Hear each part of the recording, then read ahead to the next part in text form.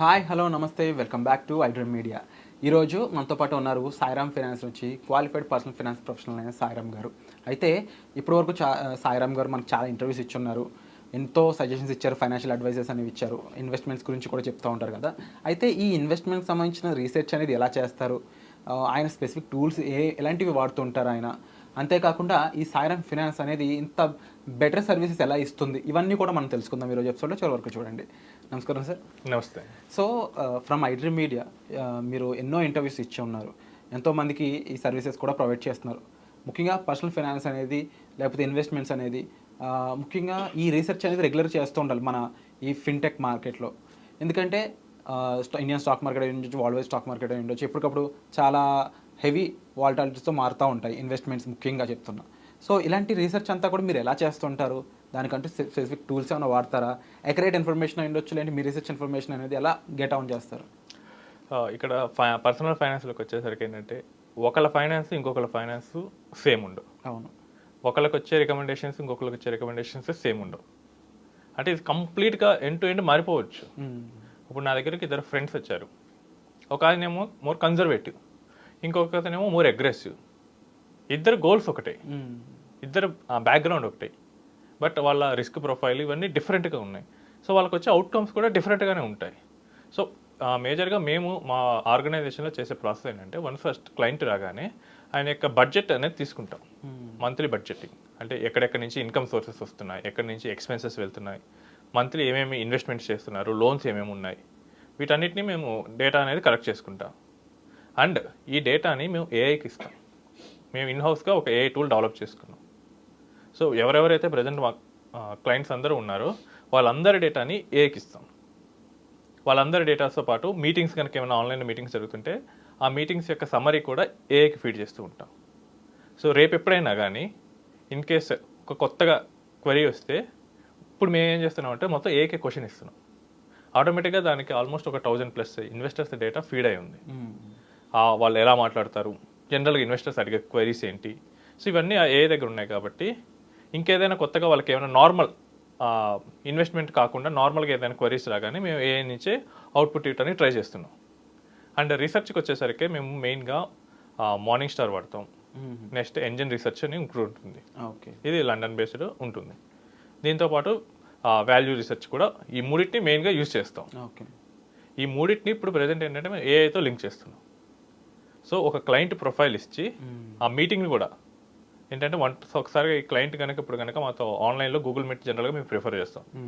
Google meet జరిగినప్పుడు ఆ history మొత్తం, ఆ మీటింగ్ హిస్టరీ మొత్తం, మీటింగ్ మినిట్స్ మొత్తం రికార్డ్ చేసి దీన్ని ఏఐకి ఫీడ్ చేస్తాం. అండ్ మేమేంటంటే ఇంటర్నల్గా కొన్ని రీసెర్చ్ చేసుకొని కొన్ని ప్లాన్స్ క్రియేట్ చేసుకుంటాం.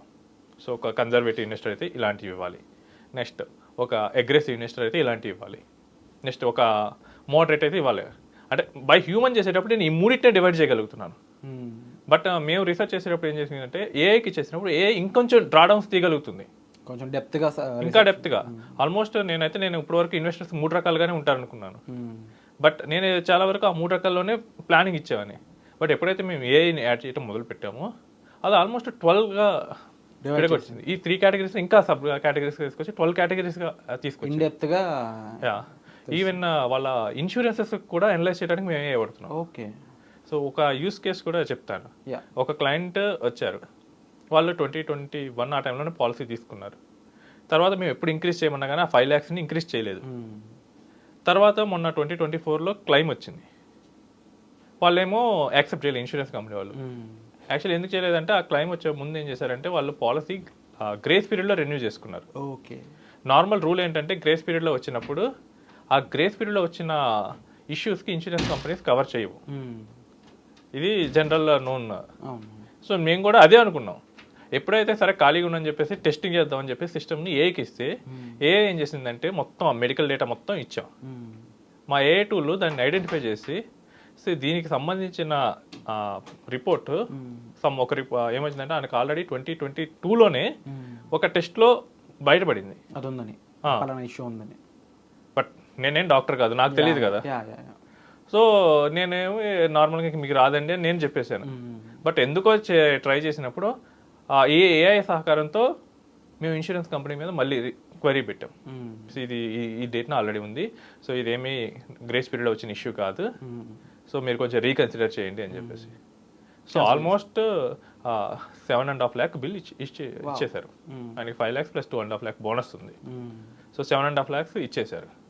అండ్ ఇంకోటి ఏంటంటే ఇది పోర్ట్ఫోలియో మేనేజ్మెంట్లో కూడా మేము ఏఐటి చాలా బాగా వాడుతున్నాం. ఇక్కడ ఏంటంటే చిన్న పోర్ట్ఫోలియోస్ ఉంటే ఓకే, బట్ కొంతమందికి ఏంటంటే క్రోర్స్లో వచ్చేస్తుంది. వాళ్ళు ఏంటంటే వాళ్ళకి డిఫరెంట్ అసెట్స్ ఉంటాయి. ఇన్కమ్ ట్యాక్స్ చేసేటప్పుడు మేము లాస్ట్ టైం చేసింది ఏంటంటే జనరల్గా మేము డెట్ ఫండ్స్ ఇన్వెస్ట్ చేసాం ఆయనకి. దాన్ని ఎలా ట్యాక్స్ తగ్గించాలని మొత్తం అనలైజ్ చేస్తే ఆయనకు ఒక చోట క్యాపిటల్ లాస్ వచ్చింది. వెంటనే దాన్ని సెల్ చేసి ఈ గెయిన్ని అడ్జస్ట్ చేయండి. ఇక్కడ నాకేమంటే 5 lakhs గెయిన్ ఉంది, అక్కడ ఒక 10 lakhs లాస్ ఉంది.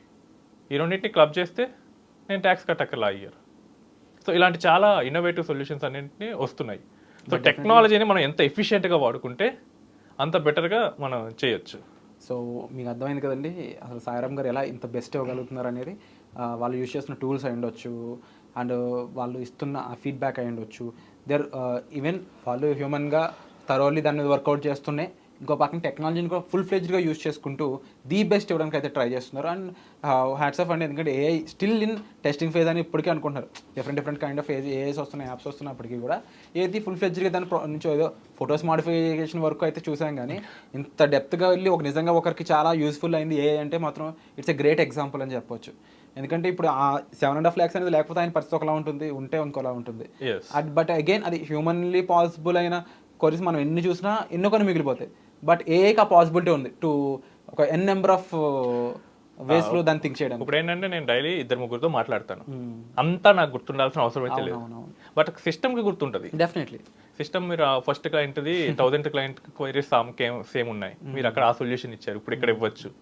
ఇలా చాలా చెప్పే పాసిబిలిటీస్ ఉన్నాయి. హ్యూమన్కి ఉన్న లిమిట్ సిస్టమ్కి ఉండదు. అవునవును. ఈ నిజంగా ఇలా థరోలీ రీసెర్చ్ చేస్తూ అండ్ డిఫరెంట్ టూల్స్ని యూజ్ చేసుకుంటూ వాటి ఫుల్ ఎఫిషియన్సీని పొటెన్షియల్ యూజ్ చేసుకుంటూ ఒక మంచి రిజల్ట్ అనేది మీరు ఆడియన్స్కి అయితే ఇస్తూ ఉన్నారు.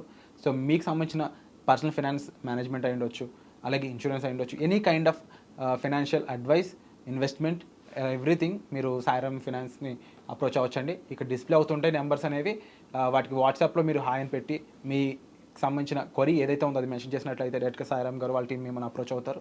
సో మీకు ఏ డౌట్ ఉన్నా సరే తప్పకుండా మీరు కన్సల్ట్ అవ్వచ్చు. Thank you so much sir. Different solutions ఇస్తూనే, డిఫరెంట్ ఇన్వెస్ట్మెంట్స్ ఇస్తూనే ప్రతి ఒక్కరు కూడా పర్సనల్ ఫైనాన్స్ మేనేజ్మెంట్ ఎలా చేసుకోవాలని మాకు ఇంటర్వ్యూస్ ద్వారా తెలియజేస్తున్నందుకు thank you so much. Thanks. And for more videos, Please subscribe to iDream. Please subscribe to iDream. Please subscribe iDream. And please subscribe to iDream. For more videos, subscribe to iDream. please like, share and subscribe to the channel. Congratulations, iDream. Subscribe to iDream. Subscribe to iDream. So subscribe to iDream Media. iDream ki iDream team andarki huge congratulations. Please subscribe iDream Media. Please subscribe to iDream. Subscribe iDream. Please subscribe to iDream. iDream అంటే నా కళల ఛానల్ను subscribe చేసుకున్నారు, నోరు తిరుగుతలేదు, మీరైతే గంట గుర్తు కొట్టండి. For more such videos, please subscribe to iDream. Subscribe to iDream. Please subscribe to iDream. Please subscribe iDream Media. Please do subscribe to iDream. Please subscribe to iDream Media. For best entertainment and information, please subscribe iDream. And don't forget to subscribe to iDream.